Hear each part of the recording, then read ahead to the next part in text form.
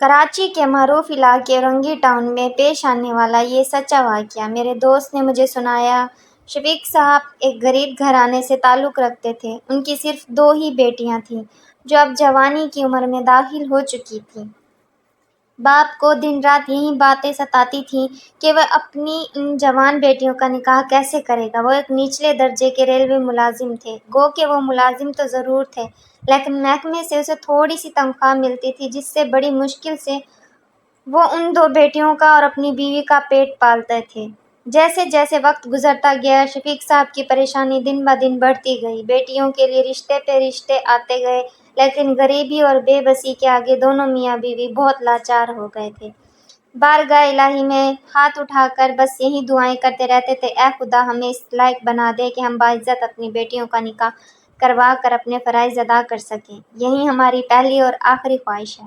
مجبور باپ نے اپنے دفتر میں مدد مانگی، پھر اپنے رشتہ داروں کے پاس مدد کی امید ظاہر کی کہ میری مدد کرو تاکہ میری بیٹیاں باعزت نکاح کروا کر اپنے باپ ہونے کا فرض ادا کر سکوں، لیکن سب بے سود ثابت ہوا۔ سب لوگ ٹال مٹول سے کام لیتے رہے، ہیلے بہانے بناتے رہے۔ کسی نے مہنگائی کی کہانی سنا کر نفی کر دی تو کسی نے اپنی ہی پریشانی سنا کر بے آس کر کے واپس لوٹا دیا۔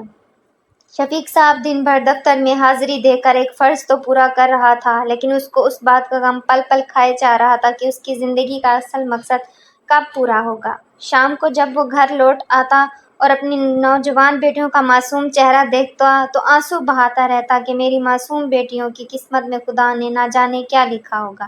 بیٹیاں کافی سمجھدار تھیں۔ جب وہ اپنے مجبور باپ کی اس تکلیف کو دیکھتی تھی تو وہ بھی تنہائی میں جا کر اپنی آنکھیں نم کر لیا کرتی تھی۔ انسان وقت اور حالات کے سامنے مجبور ہوتا ہے۔ ایک دن جب شفیق صاحب اپنے ملازمت سے گھر لوٹے، کچھ وقت بیٹیوں کے ساتھ بتایا اور پھر آرام کرنے کے لیے چلے گئے۔ تو اسی دوران حالات نے شفیق صاحب کو اس قدر مجبور کیا کہ اس کے ذہن میں ایک خطرناک سوچ نے جنم لیا۔ جب وہ بستر پر لیٹے تو سوچ میں گم ہو گئے۔ سوچتے سوچتے وہ اس نتیجے پر پہنچے کہ میں ایک ریلوے ملازم ہوں۔ اگر میری موت ہو گئی تو میرے مرنے کے بعد میری بیوی کو پیسے ملیں گے جس سے وہ ان بیٹیوں کی شادی کر سکے گی۔ اس نے سوچا کہ صبح کام پہ نکلتے ہی میں کسی گاڑی کے سامنے آ جاؤں گا اور اپنی جان دے دوں گا کیونکہ میری جان نہیں میری بیٹیوں کی عزت سے بڑھ کر۔ لیکن ادھر بیٹیوں کی سوچ میں بھی ایک دم تبدیلی آ گئی۔ وہ ماں باپ کی اس طرح پریشانی کا شکار ہو کر رہ گئیں کہ آخر ہم اپنے ماں باپ پر بوجھ بن کر رہ گئی ہیں۔ رات بھر 4 افراد پر مشتمل یہ چھوٹا سا کنبہ اپنی اپنی پریشانی میں مبتلا رہا۔ صبح کا سورج طلوع ہوا لیکن آج کا طلوع ہونے والا سورج شفیق صاحب کے گھر کے لیے روشنی لے کر نہیں بلکہ اندھیرا لے کر آیا تھا۔ صبح جب باپ حسب معمول اپنے دفتر نکلا تو کچھ ہی دیر بعد ان کے انتقال کی خبر آ گئی۔ یہ خبر محلے میں آگ کی طرح پھیل گئی۔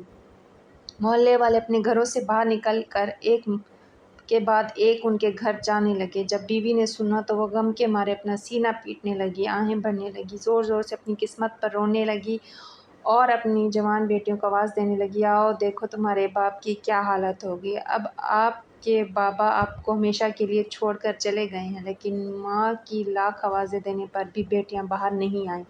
ماں نے اندر جا کر دیکھا تو دونوں بیٹیوں نے خود پھانسی دے لی، اپنی جانوں کا خاتمہ کر لیا تھا اور اپنے بابا کے نام ایک خط چھوڑا تھا جس میں انہوں نے یہ تحریر کیا تھا کہ کفن ہمارا جوڑا ہے اور قبر بنی سسرال۔